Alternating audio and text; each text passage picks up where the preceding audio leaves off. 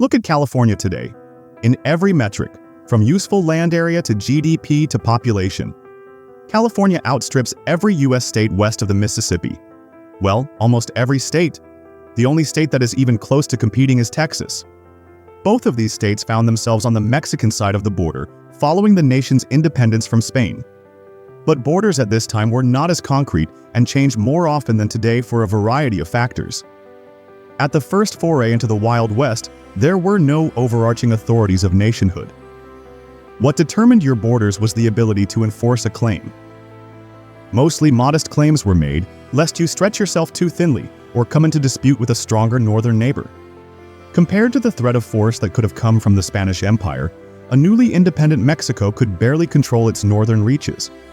And a certain group of American settlers in Coahuila, Texas weren't happy about their lack of political power and flagrantly disobeyed the brand new illegality of slavery, which provided an income for the most powerful landowners. Mexico could not control Texas. Mexico had real rebel problems. Through one such civil conflict and supported by Washington, Texas was born as an independent republic. For a decade, not in Mexican eyes, but in the eyes of France, Great Britain, and the United States, even Texas itself claimed territory far beyond its real control, as far northwest as modern-day Wyoming. Then crippling debt came along, and Texas had no choice but to beg the U.S. for annexation. They made concessions of powers and territory, but as an independent nation with relations to the other two powers of the day, France and Great Britain, it had bargaining power to leverage some unique provisions, including maintaining its size. Texas had asked for annexation before and failed. But times had changed, and a certain annexee mood was in the air. The admission of Texas into the United States sent Mexico crazy. It had to enforce its claim. Luckily, the United States was also itching for a fight. Thus, the outbreak of another war over the enforcement of their borders.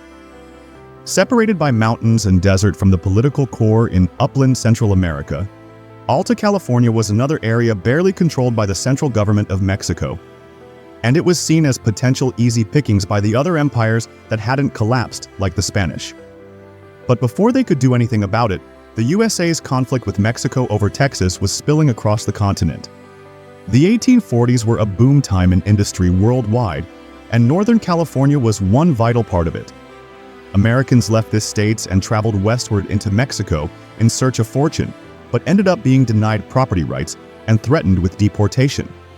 Discriminated against as immigrants from a nation with whom Mexico was at war. Meanwhile, the U.S. Army was around and about surveying the sparsely populated areas of Alta California. Some of those settlers rose up against the supposedly tyrannical territorial government, taking control of a small area and raising the Republican flag. The USA claimed that rebellion when it started succeeding with absolutely no help from the Army. They used it in the ongoing war to further their national obsession of westward expansion. Without U.S. military support, the California Rebellion would likely have been put down, considering there were only 800 American settlers compared with 30,000 in Texas. But what we do know is that an independent Republic of California did not even control close to all of its claimed territory and lasted less than a month before Big Daddy USA swallowed it whole. Now it was time to apply for statehood, for maximum representation and rights in the USA. Every state since the U.S. conquering the Appalachians had been created with a framework of equality among states. Every free state had a slave state. Every Alabama had its Mississippi. But that system broke with the admission of Texas and California.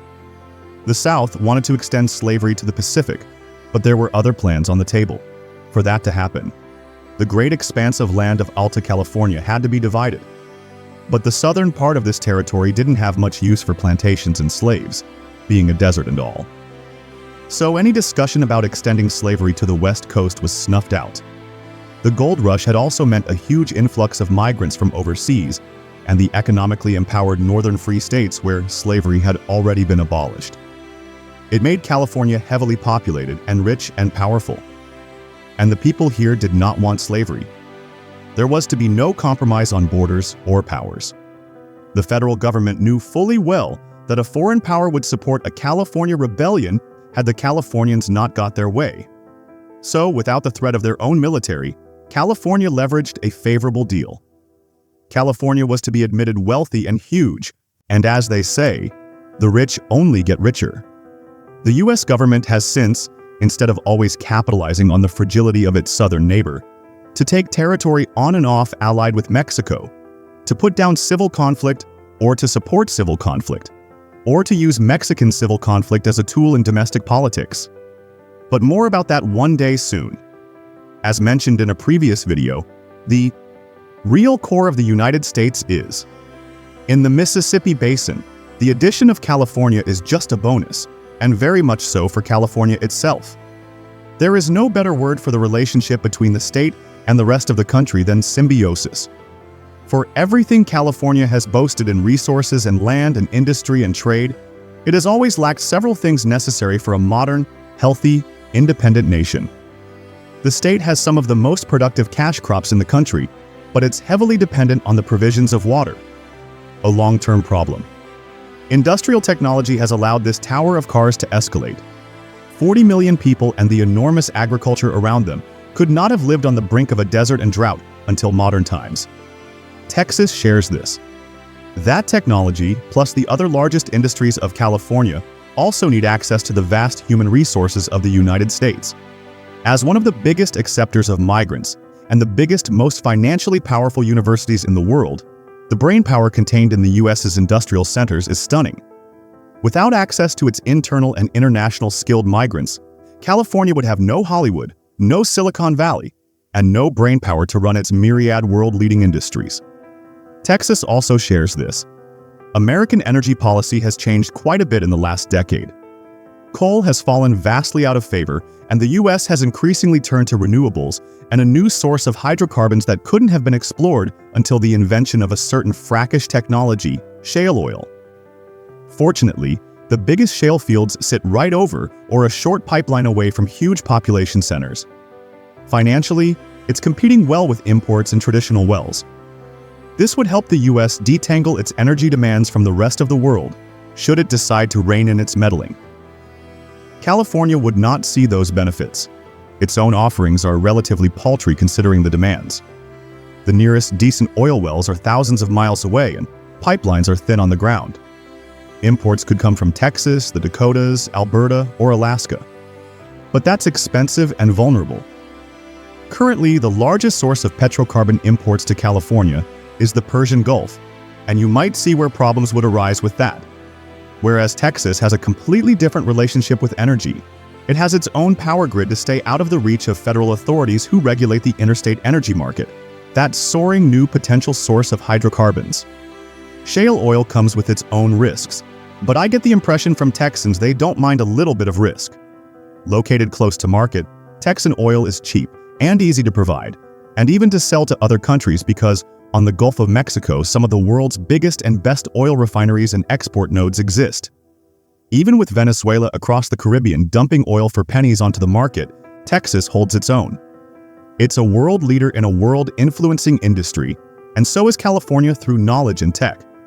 But it's entirely out of the state's hands, and it's not tied directly and immutably to its geography. Like the energy of Texas as an accelerating but only emerging industry, we're only now sensing the influence of the internet, social media, AI, VR, DNS, LAX, OBB, BDC, RESP, EZT, and Amazon Prime Video. We don't know that will have the same echoing through the ages impact as the age-old global scramble for energy resources. So, although there are many things to admire about California and to be intimidated or impressed by, California is in a fantastic situation, retaining its relationship with the rest of the states. I would recommend California not going its own way anytime soon. As for Texas, they are increasingly offering more in tried and trusted markets and systems. I would recommend the US not allowing Texas to go its own way anytime soon.